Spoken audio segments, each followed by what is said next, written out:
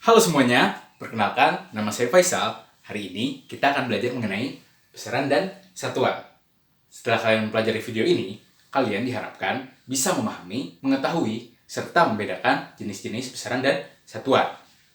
Sebelum kita mulai belajar, kalau kalian lihat logo ini, kalian dipersilakan untuk mempause videonya dulu ya. Yuk kita mulai. Besaran adalah segala sesuatu yang dapat kita ukur. Simpelnya, besaran adalah istilah dari kita nih mengukur apa sih? Lalu satuan. Satuan adalah pembanding dalam pengukuran, atau lebih simpelnya adalah tolak ukur. Nah, besaran dan satuan inilah yang akan membantu kita dalam mengukur. Maksudnya gimana, Kak? Saya akan beri contoh. Di sini kita punya berapa apel? Ya, banyak apel, ada 5 buah. Satu contoh lagi. Nah, di sini kita punya penggaris ya. Dan kita bisa sebut bahwa panjang pena adalah 10 cm. Di sini kita bisa melihat keberadaan besaran dan satuan yang menemani kita dalam melakukan pengukuran. Simpel kan? Simpel dong. Tapi ingat, jangan sampai tertukar ya antara besaran dan satuan.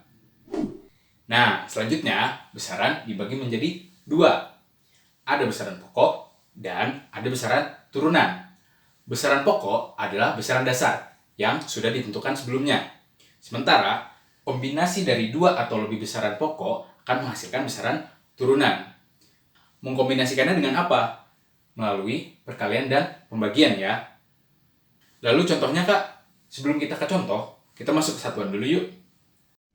Satuan juga dibagi menjadi 2. Ada satuan tidak baku dan ada satuan baku. Satuan tidak baku adalah satuan yang tidak resmi. Artinya, hanya disetujui oleh segelintir pihak. Contohnya, jengkal. Nah, saya boleh saja setuju dengan panjang kertas ini adalah 2 jengkal. Tapi kalau saya ke abang fotokopian bilang, "Bang, saya beli kertas dong yang panjangnya 2 jengkal." Nah, yang ada saya ditimpuk sama printer lagi. Oh, kalau begitu, satuan baku adalah satuan yang resmi dong, Kak? Ya, betul. Satuan baku adalah satuan yang diresmikan oleh ilmuwan-ilmuwan terdahulu sebagai suatu standar acuan dalam pengukuran. Nah, ada juga satuan baku yang diresmikan secara internasional yang biasa kita sebut dengan satuan SI. Oke, seperti yang saya janjikan sebelumnya, ini dia contoh-contoh besaran dan satuan SI-nya. Di sini kita punya besaran pokok ya. Nah, besaran pokok ini totalnya ada 7. Dan kalau kalian ingin menghafalkannya, kakak punya trik nih. Kalian cukup hafalkan jiwa SMP. Mudah kan? Lalu, ada besaran turunan. Kalau besaran turunan ini, jumlahnya ada banyak. Dan, seiring kalian belajar fisika, kalian akan mengetahui lebih banyak. Oke, sebelum selesai, kita ngerjain sebuah soal yuk. Panjang pena adalah 5 penghapus. Yang merupakan satuan dari kalimat di atas adalah? Ya, jawabannya adalah B. Karena dalam soal ini, penghapus dipakai sebagai suatu pembanding ketika mengukur pena. Kenapa bukan pena? Pena adalah yang diukur. Kenapa bukan panjang? Panjang adalah besaran yang diukurnya. Nah, kita kerjakan satu soal lagi yuk. Dari jawaban di bawah, mana yang merupakan pasangan besaran pokok dan satuan SI-nya? Ya, jawabannya adalah C.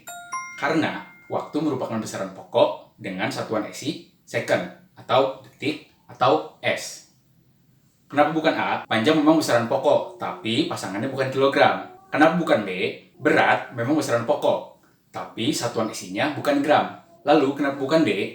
Karena kecepatan merupakan besaran turunan. Kita bisa lihat dari satuannya. Pada satuannya terdapat pembagian dari 2 satuan. Artinya besaran turunan. Menarik bukan?